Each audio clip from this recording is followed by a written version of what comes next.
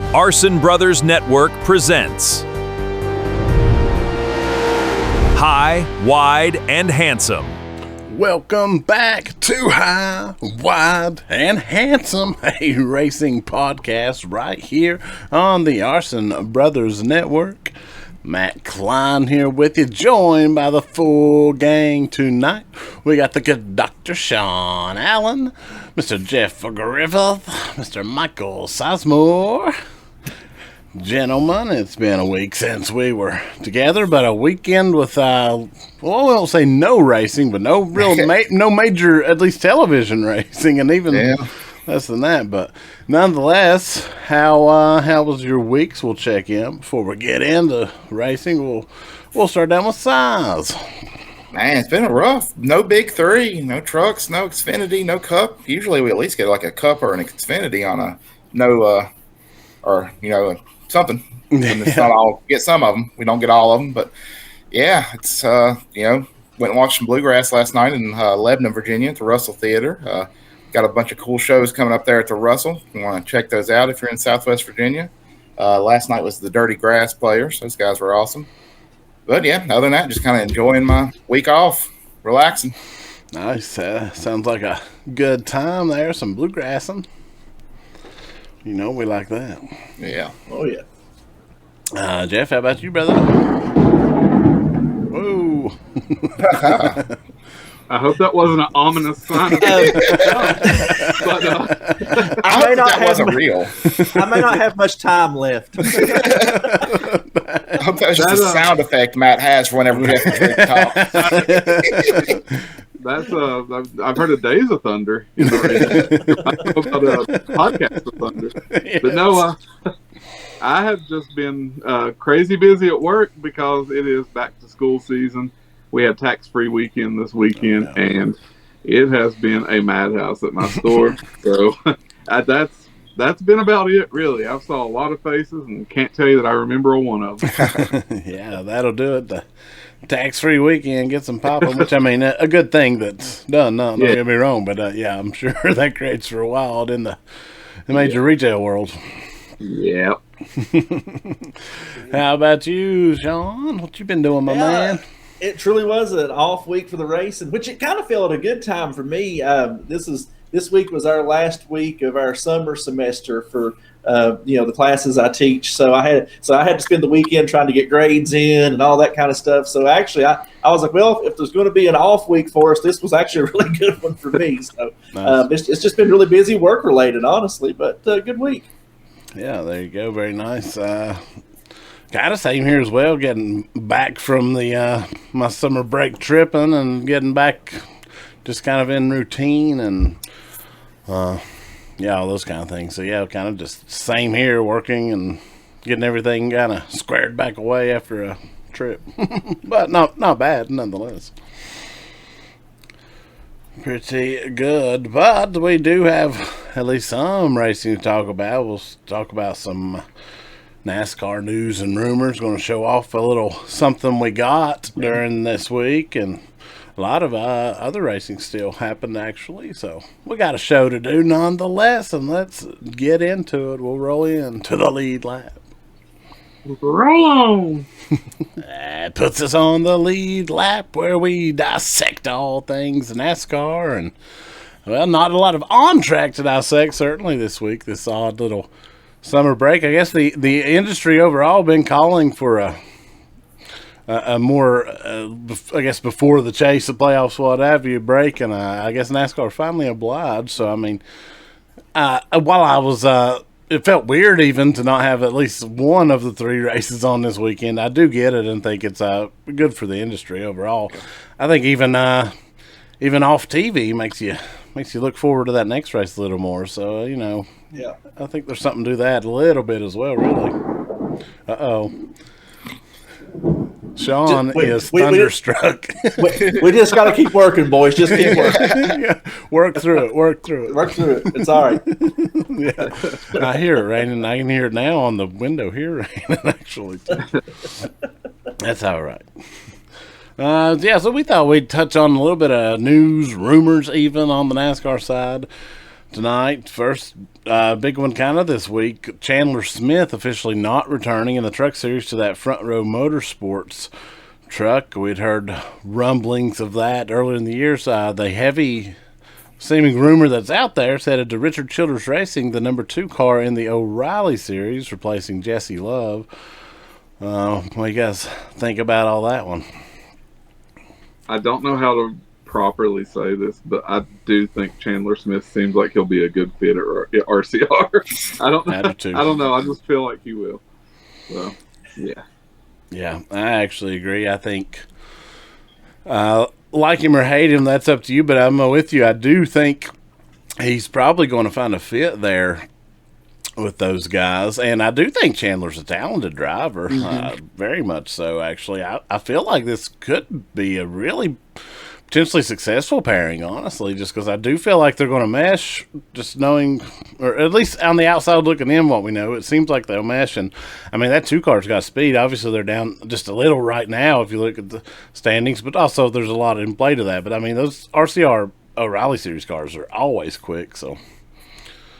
Yeah, it seems like I actually that's a move that makes sense, not only because, as Jeff said, he kind of feels like an RCR guy, but I was just looking here when we were talking about it. So he first started running in trucks, I think, in 2019 on a 4-race deal with Kyle Busch. And then, so he's been in trucks a long time now. And like you said, we've seen him win. I think he's a talented driver. I mean, I think it's a move that would definitely make sense for him. And as we know, with Jesse moving on, they're in need of a talented driver. So, it feels like a good match to me.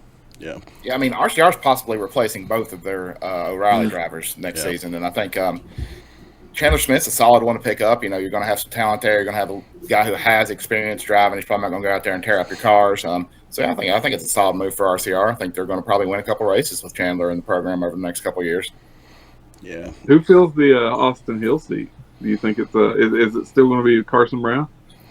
That seems to be the heaviest rumor that's out there. Certainly, I would like to see Carson Brown getting a shot to move up, and that would kind of put a veteran and a rookie together. While I realize Chandler Smith, most of his time in the trucks, he does have at least several starts in O'Reilly. He was kind of in that Toyota and Gibbs pipeline, really, until, at least from what we all hear, him and Ty Gibbs had a big falling out, and that's kind of sent him back onto the Ford route. So he's been all over the place. And that's hearsay. I don't know that, obviously. But interesting. Now he jumps over to the Chevrolet side. That kind of interesting, too. But yeah, that kind of puts that rookie and veteran tag team that I think is really the ultimate dynamic if you got a rookie coming in. So I could see that being the move. And it would be cool to see Carson get that shot. Yeah, for sure. I'll tell you, this year, the silly season, for a minute it looked like it was slowing down, but things have just progressively are picking up.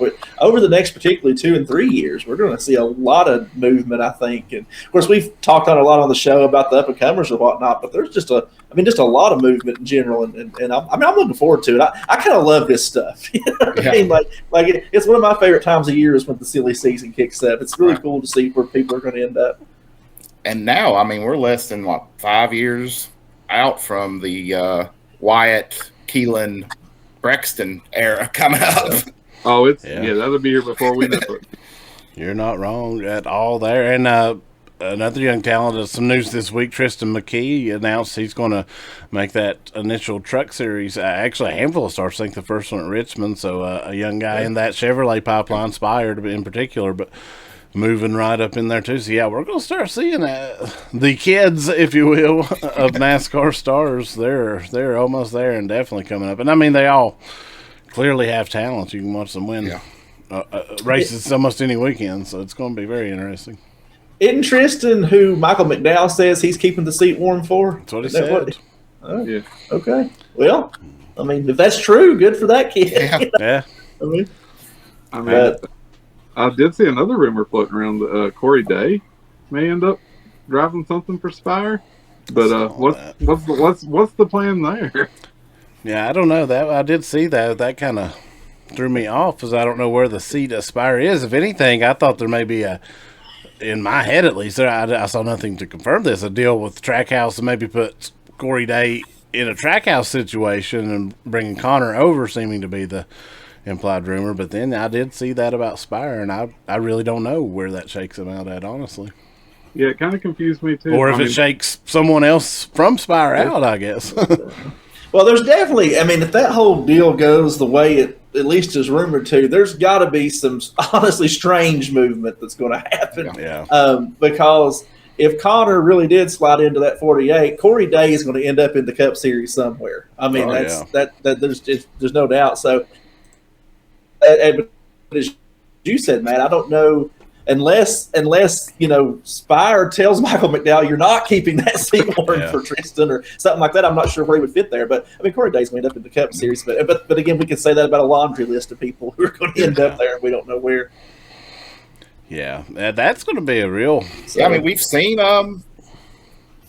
seen Suarez shuffled out of a promotion he was successful at before, and he's on a year-to-year right now contract, I think, with Spire. So who knows what could happen there? Hate to see it happen. I mean, probably my favorite driver in the Spire camp, but money. I would be shocked if Suarez doesn't get another year in that Spire car. Honestly, I feel like that match has really went well, and I mean, he's really overperformed what people even thought this year. Well, I think he'll be back in 2027, but if they keep that, year-to-year contract deal with him, who knows after that year when you have, your days and stuff, looking for that spot. Yeah. I mean, and I think we're all pretty big fans of Suarez, and we definitely want to see him do that or somewhere else in the Cup Series. But the thing is, man, is that performance has to hold and continue. That's the thing. I mean, I think like what we've seen, like kind of what you alluded to, Jeff, what we've seen from him this year. You can't even imagine it, right? Because he's performed really well, overperformed, as I said. But the thing is, it's got to sustain, and and a team, particularly who's, I hate to say up and coming, but in some ways, Spire is an up and coming team. If you have one down year, man, you're looking for that next hot move to make. So you just, that performance has got to stay. That's the thing. Yeah, no doubt on that. And Suarez seems to always find himself kind of in that spot. Any team he gets, that last we've saw him at times even have maybe not quite the performances this year, but performance, and still end up on the oust. And most of the situations seem to be, even the team say, not really because we want to, just there's somebody coming up in a better situation almost. So Suarez seems to be the punching bag sometimes of the Cup Series. I felt like that. I don't know. It seems like he can't. Oh, yeah, I agree. I wish. Go ahead. I feel like if Trackhouse didn't have Connor Zilic, coming up, then Suarez would have kept that ride. But it's just, who they had coming up, and they thought that, the safe bet was to go with this young kid who was going to be their future. And now it's looking like there's a good chance he leaves before he gets to establish himself at Trackhouse, or Trackhouse establishes himself enough to get the use out of him. Yeah. But, we could see that from somewhere else. It kind of happened to him at Gibbs when they got the chance to hire Carl Edwards, which you obviously can't blame that, and moves him out. I mean, it kind of happened at Stuart Haas again. He found himself in those situations. But again, I mean, that performance does have to stay consistent, and we have saw that falter up and down as well, being realistic. So I hope Spire and Suarez can find a home for a good, 3 to 5 year run. I think it would be interesting to see what we could do, what Suarez could do at that team if everyone meshes. But as you said, I mean, you got to chase in this business. You got to chase the money, and that potentially seems to sometimes mean the up and coming young hot star over the veteran. But you just never know. It is going to be all interesting to watch it shake out, though. Yeah. Hey, speaking of silly season, I somewhat remember this, but I could have dreamed it. Did Justin say he was coming back to the 7 next year? Was that confirmed, or did I dream that? Well, I don't know 100%. I saw. I think the most confirmed of it, and I guess that pretty much is. I think Kelly said they expected everything to be back. That's what I saw. Okay. So, I mean, I guess that all but confirms it. Or I mean, maybe that does confirm it. She's really the boss there. So. Yeah. And the only reason I say that, and I was just going to say, Matt, the only reason I say that is because we all kind of figured that somebody is going to fill that seat. That because Junior seems to kind of keep that one stalwart guy, and so and I think we kind of figured that would end up being Josh Berry. So it potentially. So anyway, I was just bringing that up because I was thinking that's a seat that somebody was going to possibly be long term in O'Reilly, but it doesn't sound like Justin's ready to write off just yet. Which heck, the seasons he's having, I wouldn't be either. But and I was looking at winning the championship this year, and then it could probably repeat next year if he keeps driving like he has been. Oh, absolutely. I said Carl Edwards there, Christopher Bales, who replaced Suarez. I went a little back in time too much, but Suarez, I guess, came in when Carl up and retired, if you will, as best I can recall. But it was Bell. He was in that 95 car for a year, and then they moved him over. Had a little brain lapse there. But anyway, yeah, not to cut off the Allgaier talk. No. But yeah, so that's a seat that we were kind of thinking might need to be filled next year, but it looks like it's not. So I don't know what's going to happen. Yeah, and where does Barry end up? It's hard to think. I've heard a rumor that Colleague's looking at him for the 10 car as well, actually. That's a whole situation. Does Dodge come? That's a whole other rumor. A lot of rumors that they are ready for 27. Chris Rice seems to be very not answering about it, which, I mean, that's probably just par for the course, honestly, either way. But that'll be interesting as well. Yeah. I've heard rumor that they may run the Daytona 500, and that's all next year. One race with Dodge. I think that would be an odd choice, but I did see a rumor of that. But I don't know what's going to happen there. I mean, I guess Chevrolet's pretty much already cut ties with them. They can't do anything else than just run another manufacturer for one race. Yeah. I mean, other than be like, cover up our logo, that's about all they can do to pull out any further from Colleague. Yeah, I mean, there'd be no harm there. They're getting no support anyway, so I guess that wouldn't really matter on that front. So, yeah, I could see something like that, but it'd be an odd introduction back to Dodge in the Cup Series, though. Something we've not saw, but we'll see. I kind of think they're coming. I think we're going to see them run their first year next year. We saw Colleague trucks get pictures snuck with them at the wind tunnel facility down around Charlotte multiple times, and I mean they literally can't have their current stuff there by the rules, so something's going on. Yeah, I just every day I keep waiting to just open up one of my social media feeds and see that announcement that they're coming next year. I think it's definitely it's a very good possibility, especially like you said, the way Chris Rice has been about it. It just, I don't know. He's playing coy, but I just get the feeling we're getting that announcement. Yeah, I kind of think so as well. And I mean, I'm for that. Another manufacturer is always good, seemingly for the sport overall and for competition overall. I do think it'll take some time for them to get competitive. We're seeing that in the Truck Series now, but that's just also kind of par for the course coming in. Even Toyota, as dominant as they are now, they were horrific their first handful of years there. So, it just takes time.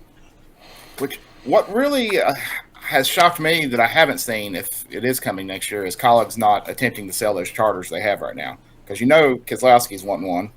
So if they're going to get those free manufacturer charters for a new manufacturer entering, I'm surprised they're holding on to what they have now. Well, there's been some clarification on that by NASCAR.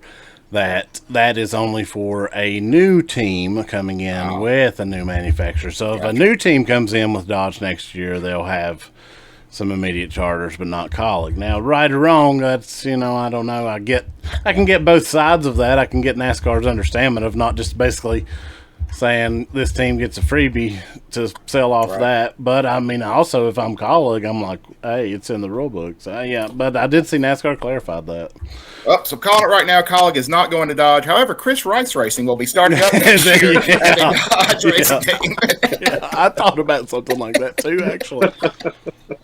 Because you wanted to pull a scapegoat, I feel like. And we used to see that, if you'll recall, like back in the 90s and stuff. Well, the 25 Hendrick car was always listed as Papa Joe Hendrick. That's the owner for a long time. We saw Linda Petty as car owner. I don't know how the rules package there, but we would see kind of that situation back in the day a bit. So I just had a thought, not about Dodge. Forget them a minute. So we were talking about, when you saying that, Matt, reminded me. We were talking about where does Josh Berry go, and there is a man out there that loans cars that loves Josh Berry so much. Would he finally give Junior the boot to get that Cup car going? Seriously, I mean, I still say they're destined to have the. As Wood Brothers is to Penske with Hendrick, Junior Motorsports. I mean, they're already that way in O'Reilly. So, I mean, because he says it's all about the money is the problem. But I still just can't imagine that Dale Jr. can't pull in the sponsorship to make that happen.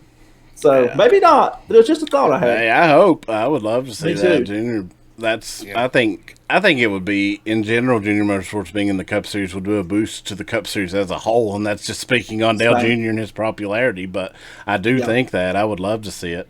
Do I realistically think it? No, probably not, because Dale Jr. won't come off of that wallow. But I mean, if Big Rick does want a satellite team, I mean, I guess is his satellite team, to a feeder system, so to speak. How all of the Wood brothers get snatched up by Penske if they're good enough. But if NASCAR would have not done the grandfather rule, which I found that pretty controversial, actually. New teams now, you're only allowed to have 3 teams. However, Penske, Hendrick, and Joe Gibbs were in the grandfather rule, allowed to keep their 4th car, which I understand. They've had that. I do understand I saw Justin Marsh talk about if I'm Trackhouse, I'm a little perturbed by that because I can't start a 4th team, which I do get that side of it as well. But I feel like had NASCAR done something, changed that rule a bit, we definitely could have potentially saw that one of those teams, a Hendrick team, jump over to become a junior motorsports team. Kind of a similar situation, but at least so far, NASCAR holding on to that grandfather rule. Justin Marks, brother, you don't need a 4th team. You got things you need to work out, man. And I say that with love. No doubt. You know, NASCAR, traditionally, you like to win on the circle tracks. Maybe somebody should make a note of that and send it over there. Well. Let me say I'm an SVG fan. I want to clear the air. Hey, I like all those guys, but the truth's the truth. It absolutely is. And silly season rumors, I mean, not only is the Connor Zilic situation, but SVG and Ross Chastain, both of their contracts are up after next year as well. Do you see both of them staying at Trackhouse?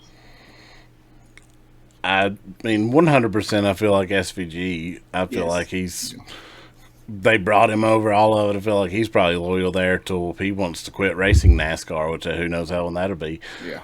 I mean, I feel like Ross probably doesn't necessarily want to go anywhere, and Trackhouse maybe wouldn't want Ross to go anywhere, but I could see if a seemingly greener pasture arose, I could see Ross making the jump, but I think that's a big what-if scenario, depending on what would be open, of course, and out there. Yeah. But I don't see Ross making a lateral move, but I mean, anybody that's in a mid-marker team that gets the opportunity to go to HMS or Penske or Gibbs, I mean, they're obviously probably going to take that opportunity. But, yeah, I don't see those places offering Ross a ride with the crop of talent they have coming up to pull from. But if it happens, I'm sure he'll jump.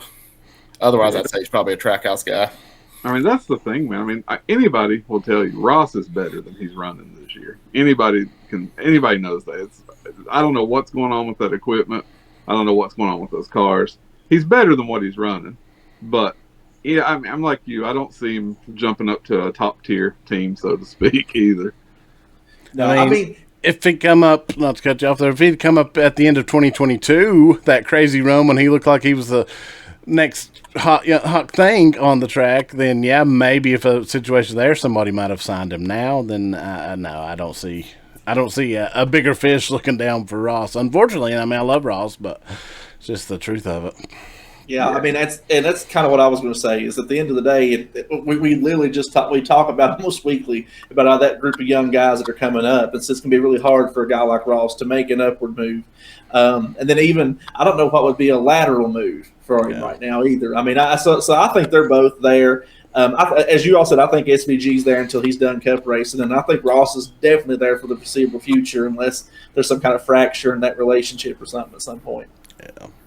That's pretty much. I mean, I feel like the closest to a lateral would be Spire, but that's still in the Chevrolet pipeline. Like that move's probably not even going to happen, no matter what the situation would be. So, I do feel like we're going to start seeing maybe Ross right in that age. Some of maybe not younger, but some of mid-age, if you will, guys, not quite up to that 40s, that retirement age, start getting ousted because, as we've talked so much on here, there's so much young talent coming. Yeah. I think we're going to. Unfortunately, in a lot of situations, even probably see some guys start getting rooted out over the next 2 to 5 years, what have you, more than we have been for a while anyway.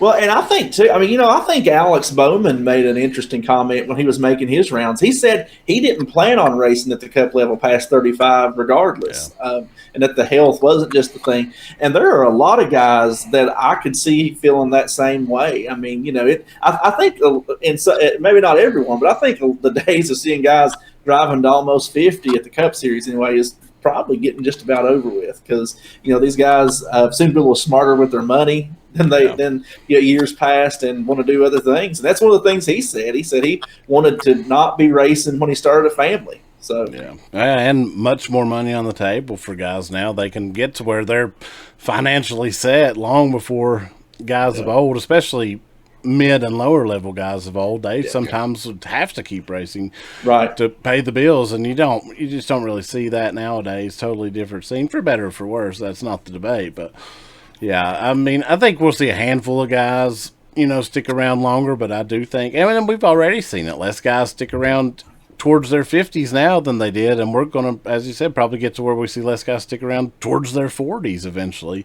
And a lot of guys, we're back in an era again that guys like to do other racing and things. I actually saw, going around just today, an interview with Larson saying his goal was to get to 40, around 40, I think, that even in the Cup Series, and he was going to evaluate. He didn't know if he would. He said certainly race Cup, but maybe even race in general beyond that point, which that's hard to believe. Larson wouldn't race something, of course, but he did. He said a while back that his goal was to stop Cup racing kind of early and go do the dirt thing full time. But he keeps kind of going back and forth on that now. So I don't know. But I mean, but that's another draw too, right? Like you said, Matt, these guys love to race all sorts of things. So the Cup just ain't it for them now. Yeah. Which, I mean, right now we do see the oldest driver in the field leading the point standing, so maybe there is some value of keeping that veteran around. As much as we may or may not love the guy that's leading the points right now, he is the veteran of NASCAR currently.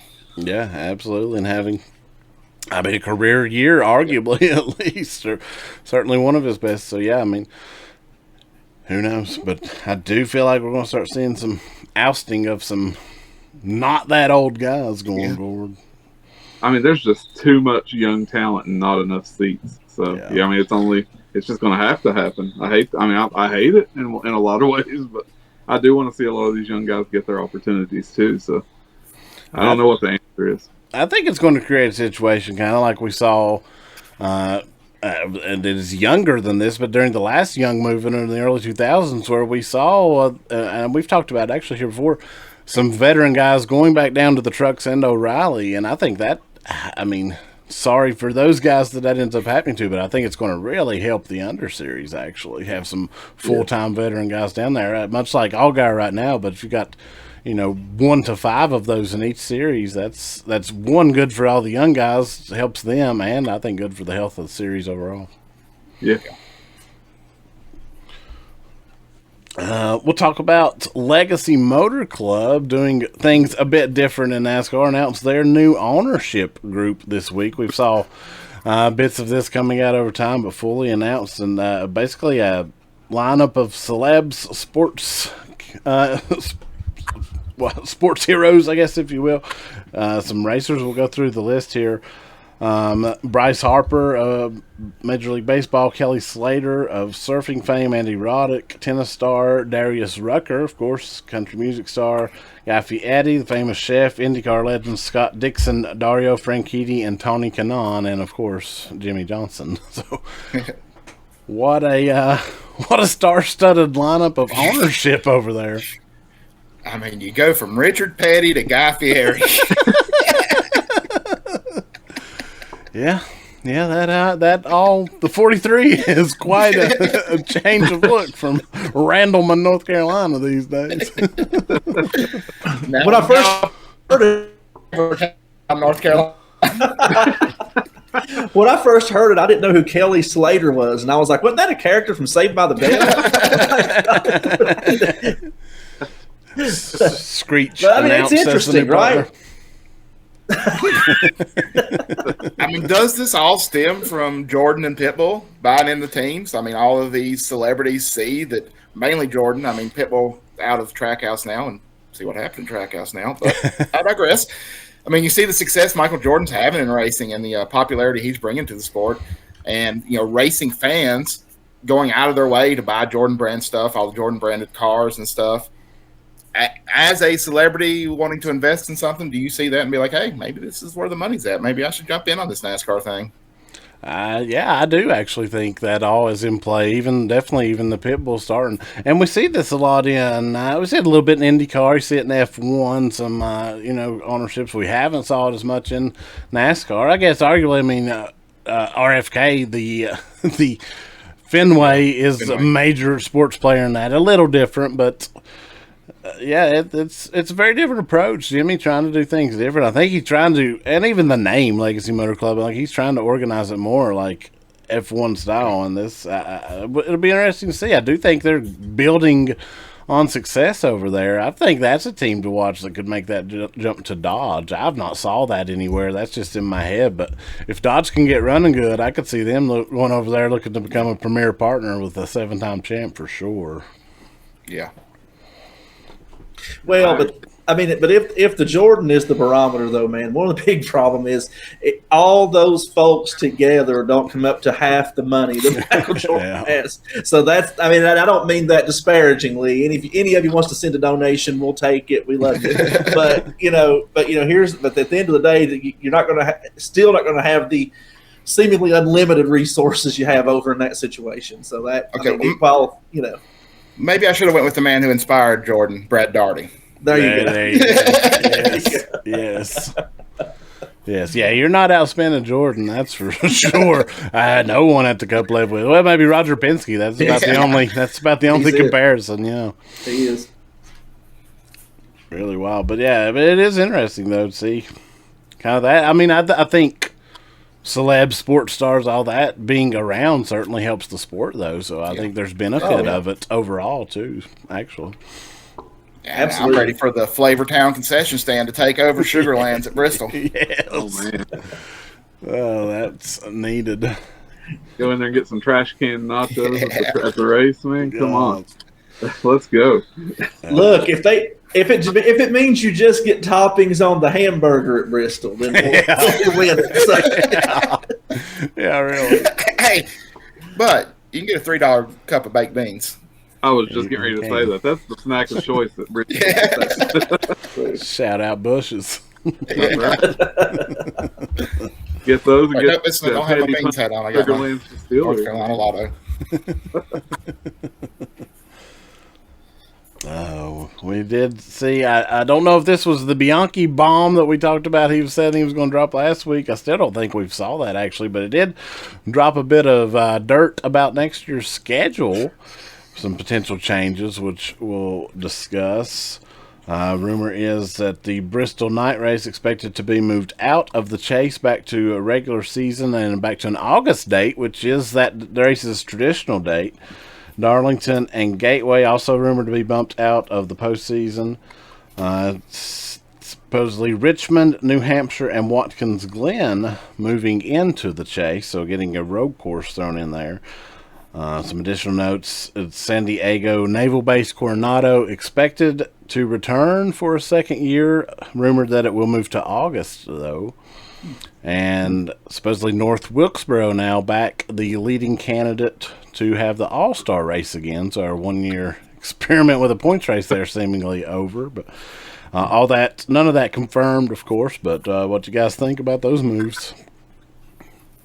I mean, all those sound like, I was going to say, all those kind of sound like moves that make sense to me for the most part. And getting Watkins Glen in the chase, just any road course in the chase is, I think, really important. And I mean, if he can make the chase, I'm sure that Austin Dillon's excited about Richmond being in the chase. Yeah. You know, I know that every time I've attended that Bristol Night Race, I've thought, this is fun, but my gosh, I wish this was New Hampshire.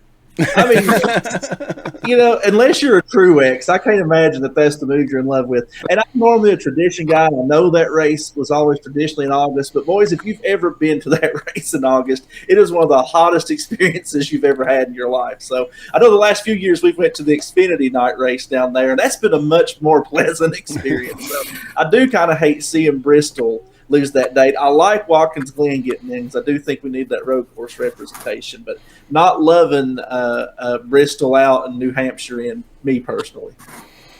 Yeah, I mean, Bristol provides us potentially more entertaining race than New Hampshire in the Chase. I thought I do like a New Hampshire race, but yeah, I don't know.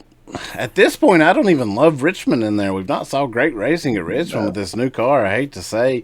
I think Gateway, I mean, deserving, historically speaking, yeah, I guess Richmond over Gateway, but Gateway's been on some pretty good shows. And I mean, Darlington is Darlington. It may go back to being the final cutoff race, though. That was kind of a fun spot for that, so I wouldn't necessarily hate that, I guess.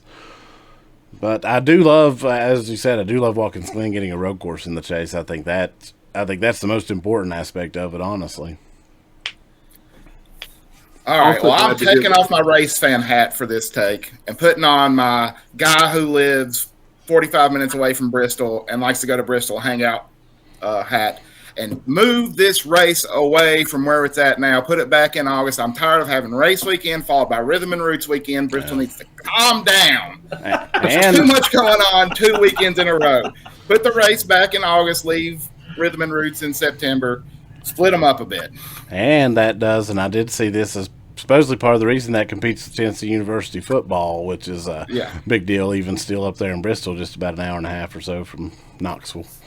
You just want to see me completely melt, size. That's what this boils down to. No hot August nights in Bristol. That's fine. That'll be all right.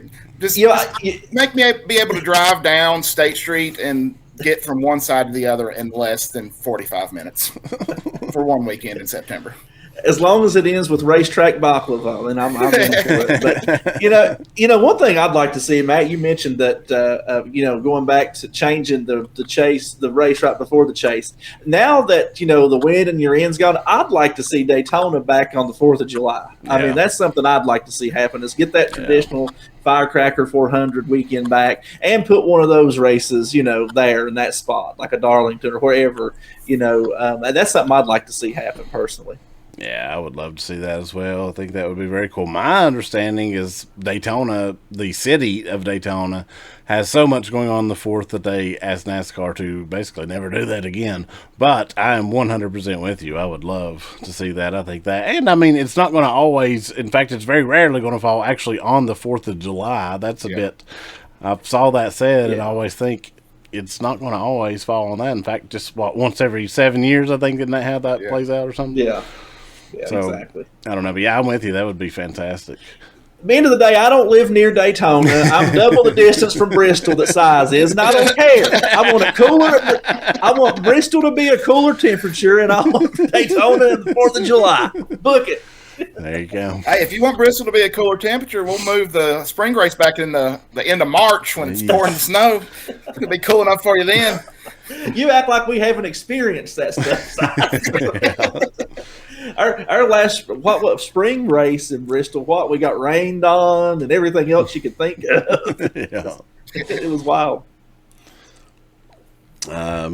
As far as the San Diego Naval Base coming back, I mean, I thought it was very successful. I'm pro it. I feel like it does lose a little bit of luster in a second year from that first year.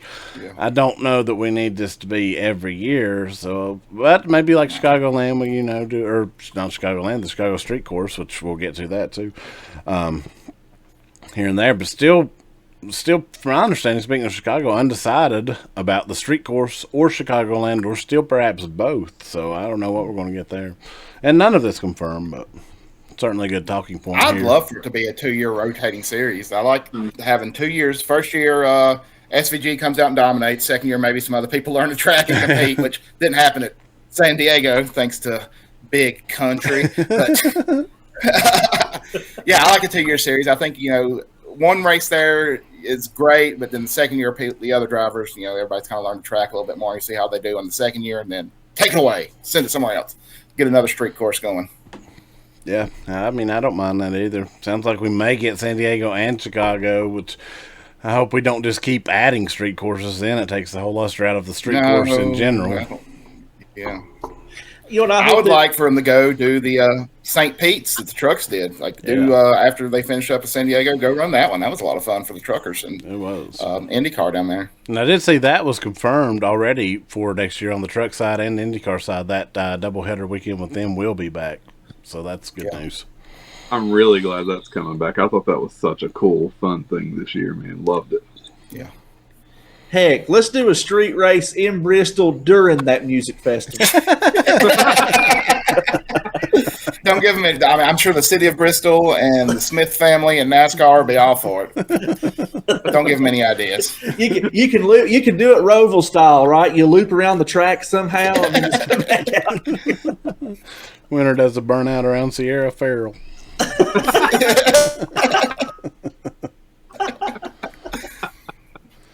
Oh, goodness. All right, before we move on from lead lap, I do want to show off a little something here. Not really quite a haul, but our friends over at Live Fast Motorsports did a little giveaway thing on Instagram. Teamed up with actually Live Fast Motorsports, the Pigeon Forge Racing Coaster, and the Tennessee Shine Company.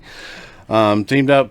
They did a big giveaway. The grand prize was huge. We did not win the grand prize, but we were one of, I think, 5 that won a prize package from Live Motorsports. Actually, I did a little unboxing. You can see on our High, Wide, and Handsome social media videos, but I wanted to look over here because this stuff was so cool. I was really blown away. First off, it all came in this drawstring Live Fast Motorsports bag. A really cool Live Fast Motorsports cap. That's awesome. Bow tie in Blink 78. Pretty cool.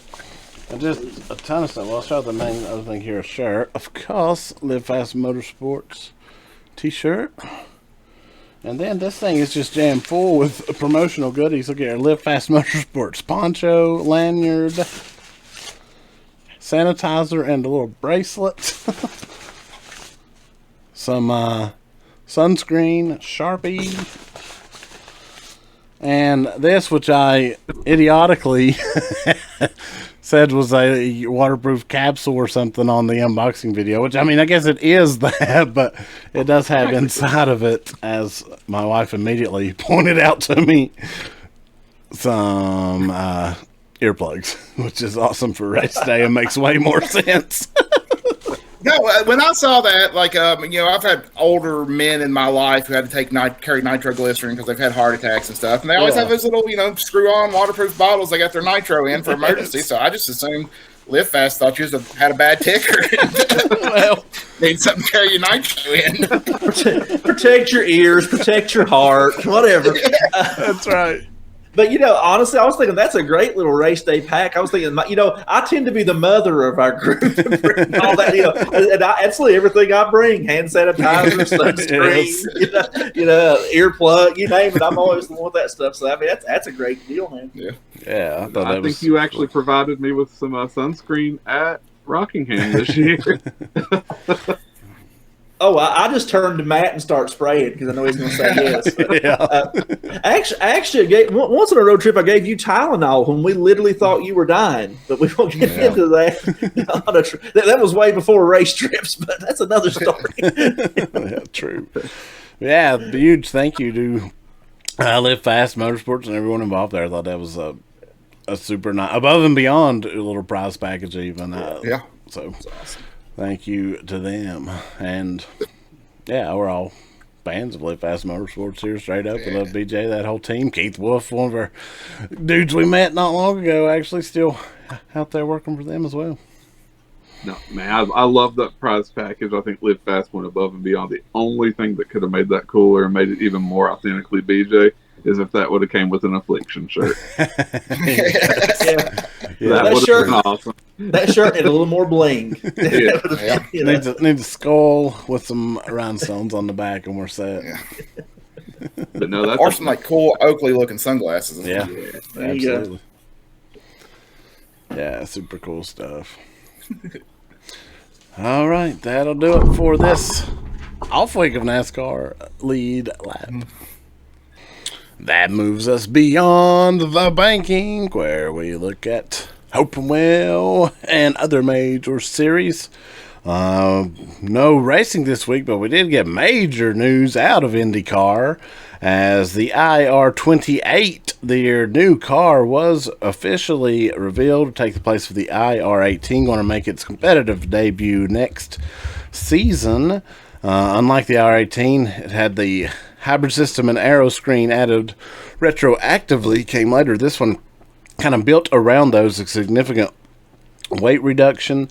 Of course, the new aero screen fully integrated into the chassis, offering better dynamics, improved driver cooling, and a sleek new look. We saw them do a test at IMS, on the Roval at IMS, if you will. Teams took place in that, took the new chassis out. Most of the feedback was positive, the main focus being dirty air, and drivers reporting the new aero package on this car punched a much cleaner hole in the air, allowing cars to pull up and pass without losing that front grip that we see so much in the IR18. And with that reduced weight, from my understanding, speed's going to be up with this car as well, and certainly there were some safety features added as well. But a new era of IndyCar starting next year. What you guys think? Do you see any of the stuff for the new car? Yeah, I think it looks great, man. Honestly, it don't look a ton different, but it does look different. Yeah. But it looks great, and if all that performance comes through like that, faster, better, control, get taking care of some of the problems with the hybrid and what have you, I'm all for it, man. I think that's exciting. Yeah. Yeah, I think it's cool too. I am a newer IndyCar fan. I haven't watched a lot previous to this year. So I've never seen a package change in IndyCar. I've seen many in NASCAR, and in all the NASCAR ones, it takes a year or so. You get a few guys who take to it quickly, and then everybody else catches up. So I'm wondering if it's going to be similar in Indy. If we're going to see some of the drivers who are dominating now, a guy like Pillow or something, if they're going to have if they're going to be the guys that catch on instantly, or if they're going to be the guys that take a year to catch up. And so I think it's going to be a fun thing with the new package, something that I've not seen in that era or that breed of the motor racing sports. Yeah, I agree 100%. And I do think that's naturally what's going to happen. Who's going to figure it out quickly, and probably opens the door for some of the mid-size and the smaller teams to maybe jump in.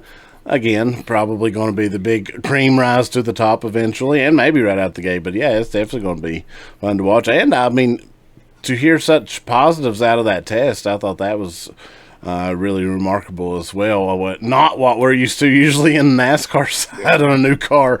It's usually, it seems like no matter what, pretty damned for a while in the industry before they come around on it. So the positivity coming out of it, I thought was kind of refreshing in a way.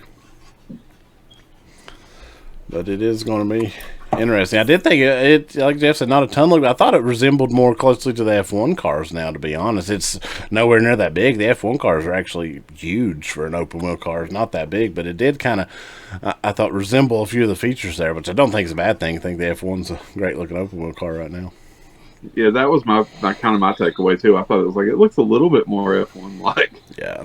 And speaking overall on the global racing, that's probably not a bad thing as well as F1 popularity. So a lot of those fans may see that and think, oh, maybe this is a little closer than I thought to my beloved F1. I don't know. We did see IMSA on track at Road America. Had a 6-hour race down there.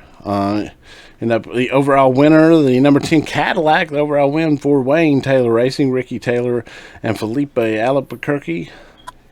Huge win there. Albuquerque timed his final pit stop just perfectly, driving in their moments before the caution flew with 45 minutes left to keep his track position. Race ending under yellow after absolute chaos on this final restart. I did see this. Kevin Estre and Jack Aiken violently collided in turn one, went into the tire barriers. These guys were beating and banging. I watched on the 6-hour on and off kind of throughout the race, but they were beating him, but like straight beating and banging throughout the race. And then dude just sent him there on that final restart. Straight sent him NASCAR style. Dude spun, I don't know, he did probably 6 or 7 360s and went way through the sand trap. Really wild for IMSA. I don't know. The IMSA, we've talked about it here before. This whole season, IMSA has been wild, and I think this was the culmination of all that put together in this race. It was a hot one. Yeah, before we recorded, man, I jumped on and watched like all the highlight stuff, and I saw that, and I was just like, "Holy cow!" Yeah, I'm like you, man. I mean, I do think IMSA's been pretty wild. Everything I've checked out this year, it's like wilder than what you would think. I'll put it that way. Yeah. And this does feel like it's like, oh, okay, here we are. So I don't know. Yeah. I mean, people need to be checking out IMSA, man. There's some good stuff. It is fun, especially a lot of the 6-hour events like those are easy to keep up with, and even some of these sprints they've been doing, which I know a lot of traditionalist fans don't like, but man, they're awful fun. Yeah, another good one today. GTD Pro, we saw Plath Motorsports took the win, Winward Racing with the GTD win, and number one Paul Miller Racing BMW crashed out around the halfway mark, shaking up the GTD Pro standing, so a big race overall. A lot of championship implications in that series out of this one as well. But yeah, IMSA coming up. It reminds me of, and I mean, if you've been around and watching it, and I watched on and off then, but like through the 2000s IMSA, we saw a lot of spicier battles, if you will, and I think we're kind of getting back to that over there, and I'm all for it. I heard some things. IMSA's been a little frustrated with the roughness on track, but I say we need to let them have at it because it is entertaining stuff. I agree, man. I mean, I guess I could see where if you want to run your series in a certain way and have it viewed in a certain way, that's one thing, but this is the kind of thing that gets people excited about watching it, man, and that's just hard racing. And it don't matter what kind of car you're driving. Hard racing's hard racing, and I'm all for it, so... lean into it. Hey, I guarantee if you go on socials right now, the most viewed IMSA clip of the day is that takeout going into that final restart.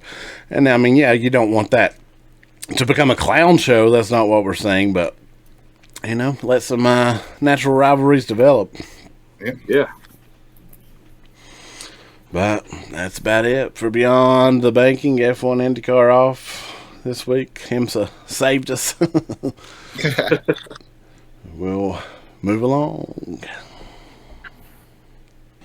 And that puts us on the Bull Ring Report, where we look at short track and dirt track and all that fun stuff.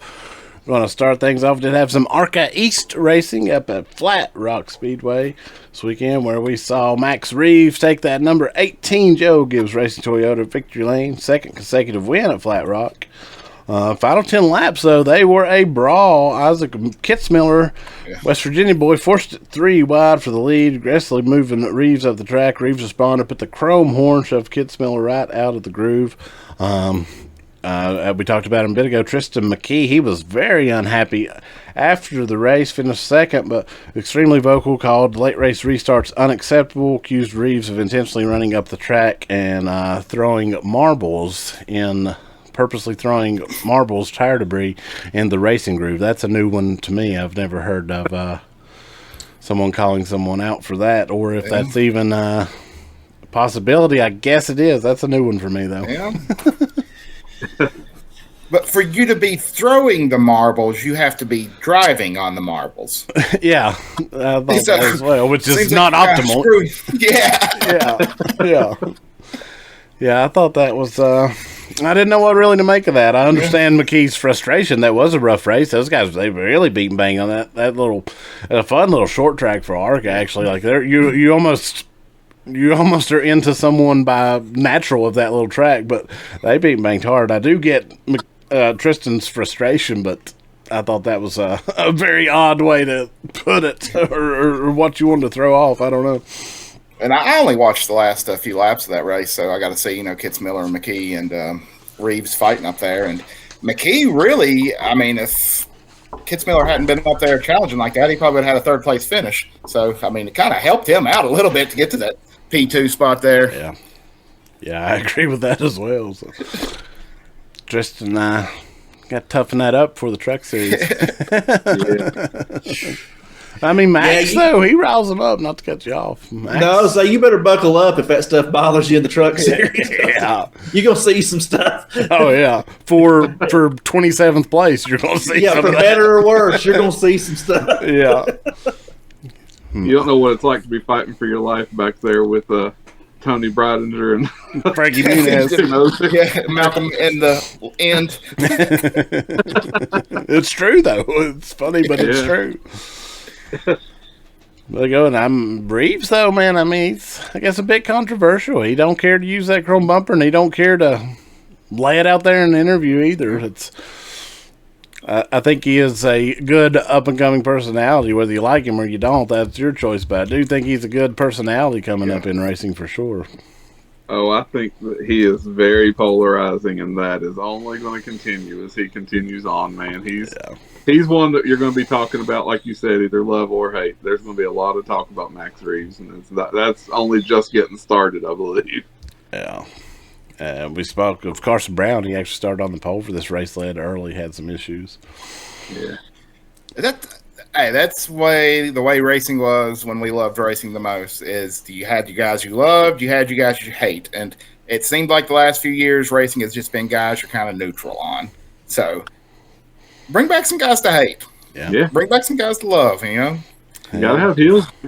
Be like Shawn. Still have a 30-year-old grudge against Rusty Wallace. Ain't nobody going to have a 30-year-old grudge against Alex Bowman. Let me tell you. Hey, I know what you're talking about. I've been hating all my life. So. Don't undersell it. Yeah, come on now. Hey, I bet Denny Hamlin may hate Alex Bowman, but I will. There was an incident. Yeah, I do think that is coming around. Personality is starting to come back more from even in the Cup side and all the way trickling down. And I think that is definitely a good thing. We'll stick on the asphalt as we had Cars Tour West action out in Colorado, the Colorado National Speedway, 3/8 mile over out there, Triple Crown 125. We saw the closer, if you will, the veteran Kevin Harvick back in Cars Tour West victory lane. Keelan, the son, came home third. Kevin's second Cars Tour West win of the season, actually. Guess it turns out the old man still got it, huh? Yeah. Yeah, I like Cars Tour West, though. I think it's good. Harvick really, I think, running a lot of these trying to get that program out west started, and I think it's been a big kickstart to that this year, even compared to last year. So I'm pro all of that. Oh, yeah. I mean, if you put the name Harvick on there, that's star power automatically, and that gets eyes on it, and that gets people in the stands, and that gets people talking about it. So yeah, it's a positive, net positive, in my opinion. Yeah, I mean, if you have Kevin showing up, running 3-4 races a year, but then you have Keelan there every week, people are going to associate, the Harvick name with Cars West, and you're kind of building that younger star with his dad being the, main attraction there for those few races that he does run. Yeah. Yep. Yeah, I think it's good stuff. All right, we'll move into some dirt action as the World of Outlaws, they were still rolling. We'll start with the late models. Saw the USA Nationals, Cedar Lake Speedway, big 100K to win. USA Nationals winner Bobby Pierce took home the big, no surprise there, took home the big $100,000 prize. He struggled on Thursday opening night. His team actually rolled out a backup car on Saturday for the weekend. But that early struggle proved to be ineffective. We saw Hoffman take control of the race, head off Brandon Shepard for one of those early week wins on Thursday, actually. This was Bobby Pierce's 18th World of Outlaws win of the season. That now ties him for the all-time single-season record, currently held by Josh Richards and Brandon Shepard. So now tied with that. So hard not to think he's not going to get one more and break that record with the season he's having. Man, I watched, and I mean, he was, once I saw him running right there around fifth, I was like, he's going to win this race. That's like, it's almost just a given. I was like, he's going to get up there. And sure enough, he did, man. He's something else. I mean, I don't know what else to say. I mean, it's dominance. Yeah, it really is. It's unbelievable, honestly, but props to the smooth operator. On Sprint Car side, we saw Summer Nationals at Williams Grove, night one. Buddy Kofoid took the $12,000 opening night victory, his 10th career Outlaw win. Night 2, defending champ David Gravel absolutely dominated the finale, led flag to flag, won the $20,000 grand prize, his third career Summer Nationals win at Williams Grove. We also saw some sprint car action at Baps Motor Speedway earlier in the week. Chase Dietz picked up the win there over Michael Kofoid and David Gravel. But, another big week for Gravel on that championship hunt with a win and some podiums. Yeah. Their beloved Lucas Oil and High Limit all experiencing off time as well. That didn't slow down our current points leader, Rico Abreu. He went down to Knoxville Raceway. Got a big win down there as well this week. And let's see, got some other action here. Hang on, my notes have went a little wonky on me, as you'll have.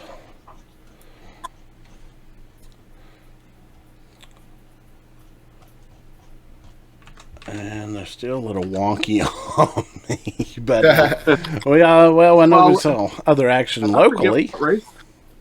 Go for it, Jeff. I was just going to say, I can't remember what race it was now. I've watched a few things this week, but want to send a shout out to Tyler Erb picking up a win somewhere this week. Yes, he certainly did. A huge win. Everybody picking up. Yes, that was pretty cool to see. Like Tyler. Yeah, same. Good win there. We did see, I know I had down local action, Princeton Speedway. Didn't unfortunately look into a lot of that, but we also saw, and we missed it, but the Carolina Sprint Car Tour was down in Withville. Would have been a cool one to see as well out with Speedway. Yeah, I saw somebody, I forget who it was. Somebody I saw posted a few clips from it, and it looked good, man. So I hate we missed it. Nice. Yeah, I wondered. I hadn't got to see any information. I do got my notes here back. Anything about it, I would like to have been in there. I've never been actually to With in general, which I hate. Also, before we move on, we'll throw out, we got that Rico won that big 410 in Knoxville. I'll say Brian Brown won the 360 there. Emotional victories. His uncle Danny Lasowski and grandfather George Lasowski, racing icons, in victory lane with him. That was a pretty cool moment. Yeah. We did see Carson Brown take a win down at Newport Speedway, the ASA. I almost went to that race, actually. I was down there during that time near the Newport Speedway, and I debated hard about it. Keelan Harvick was in that race. Kevin Harvick was there doing an autograph session, but I didn't end up making it. Ashton Winger, big win at Duck River Speedway in the hunt for the front Super Dirt Series. Southern Super Series supposed to be in Cordell was rained out, so there was still racing all around, just even when NASCAR is away. So always look around your local region, you'll find some racing. Absolutely. All right, that'll wrap up this week's Boring Report. All right, that moves us on to the cool down lap. We started at the beginning. Now we're near the end. But before that, we got to look back one more time at the action this past week.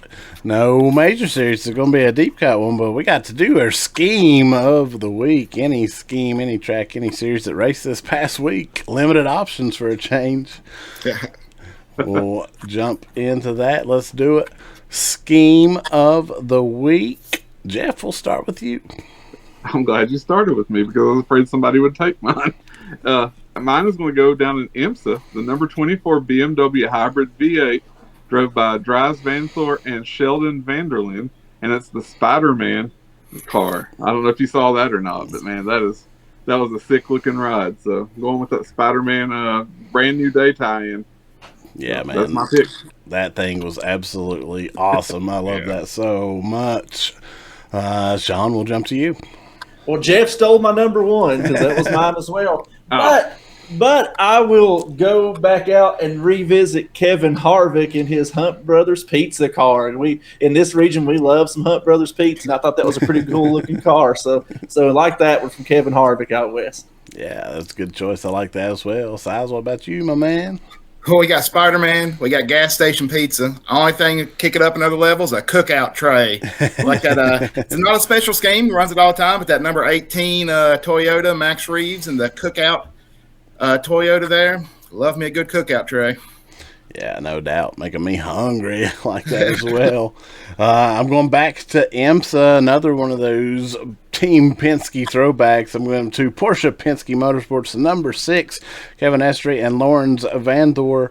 And this one is special to me. I am a Mark Donohue, and if you know where that name goes, an AMC American Motors enthusiast, thanks to our crew chief Kendall, and a throwback to Mark Donohue's awesome run in 1973 Porsche 917-30. Looked awesome on that new Porsche. That made my day to see that throwback. Very happy. Actually got to see that original car in the Indianapolis Motor Museum. Awesome. That was my number 3 on my list. Nice. Yeah. I know we all love that Spider-Man scheme. I actually saw a thing on one of the social media platforms, the history of Spider-Man cars, and there was a Robbie Gordon Spider-Man, like the first one run in like the late 90s, that may be one of the best looking cars I've ever seen. If you can find a picture of that, look it up. That was a sweet Spider-Man car. It was. I know what you're talking about. That was so cool. I saw that post, actually. It was a lot of cool Spider-Man cars awesome. Over time. Yeah. For real. That would be a diecast to seek out if it exists. Does that exist? Does anyone know? At the time that came out, it probably exists in many forms, even. A lot of diecasts were getting made in that era. My other one that I did have, the Spider-Man, of course, is my number 2. My number 3 was, and it was not a special scheme, but Rico's CarQuest sprint car. I love that scheme. It's very clean. I thought that was a good one. But good stuff. Yeah. There on our scheme of the week. Size, I thought you was going to bring up, there was actually a Terry Labonte Spider-Man cheese and paint scheme, and I really like that one. I was actually searching around the internet a little bit to see if I might find a die-cast of that, because I don't remember it, but it was a 2004. So yeah, that'd be sweet to have. Yeah. Spider-Man loves some racing. Who knew? Yeah, he does. Oh, good stuff. NASCAR, well, we are back as we're headed to Iowa this week. Oh, look at that. Very nice. Oh, nice, yeah. Got the corn on the bill. Oh, that's awesome. That rules. Jeff, you're so corny. Oh, well. Jeffrican street corn. But we got to try to predict the winner of this thing on the Cup side. Let's look at that. We're going to make our prediction for the winner of the Cup race at Iowa. Size, we'll start with you. Well, my freak on a leash corn champion driver this weekend is going to be Mr. Ryan Blaney. I think Blaney's going to get it done out there in Iowa. Yeah, I think that is an excellent choice for that track. We saw what Penske can do there. Shawn, how about you? Well, I'm going to stay with Penske, but you forget it's an even year in those cornfields, so I'm going with Joey Logano. Oh, even year Joey is looming. Great choice. Jeff, how about you? I am loving all this Ford love here that we're getting, and I'm going to contribute to it as well. I'm wearing the man's shirt. He ran well last week. He got back up in the top 10, and I think he's finally going to get him a win, get RFK back on the map this year, and that's going to be Ryan Preece. Oh, Priest, that does seem like a track to suit his style. I'm going to stick with Ford and with Priest's boss, RFK. I think it is Brad Keselowski's time. We saw him picking things up. This track pretty good for him if you look at the stats. Brad gets a win this weekend. That's a good choice. That was my backup pick. So. Well, my true number 1 was Blaney. My number 2 was Joey. But I think that's the first time we've all picked a Ford. Maybe. I think maybe so. I got to go take a bath after this. Well, there's one guy on this panel that he might be sick after this. Yeah. Very out of character for Shawn. Are you okay, my man? That thunderstorms are getting to you. Yeah, it's a little hot up here. I do think it seems like a Ford track. We saw Penske be really good, not just there at any of these flat, short tracks. I think they're going to be good. And then the other Fords, when I was looking at some of the stats today, this might just be a Ford track in general. And we saw the Fords kind of been coming up here really over the summer. So I stand by what we've chose here. I just have to say, outside of Ford, there are some people I think it might run pretty well. To even myself, William Byron in the 24. He does. He's won there recently. I look for him to bounce back and have a good race.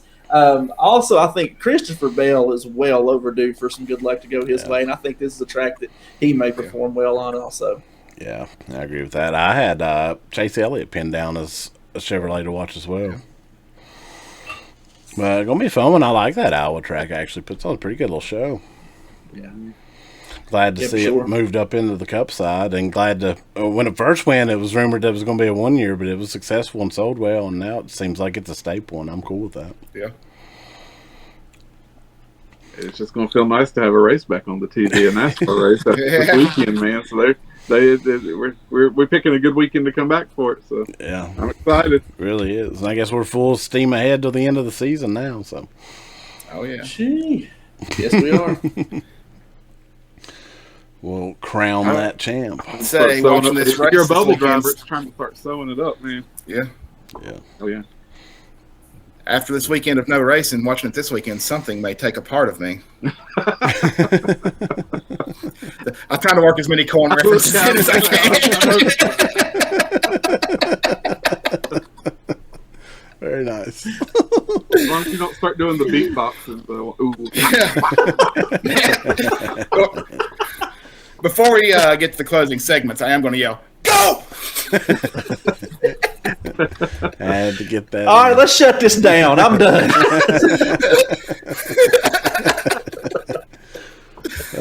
We are off of the cob for sure. All right, it's been fun. Anything else before we go from anyone, guys? It's been a good one. Definitely check out High, Wide, and Handsome social medias, Instagram, TikTok, Facebook. Been dropping some really cool stuff there of late, and more to come for sure. Of course, clips of the show. Check out, subscribe right here where you're watching on YouTube, Arson Brothers Network. Not only the home of High, Wide, and Handsome, but a lot of other stuff coming out. Dropped an Arson Brothers Eats from the soon-to-be closed Hard Rock Cafe in Pigeon Forge, Tennessee. Oh, yeah. Recently, and actually a lot more in the can to come there as well, and certainly the Arson Brothers Entertainment social medias as well. But it's been fun. Until next week, we will say good night, and we will say good luck.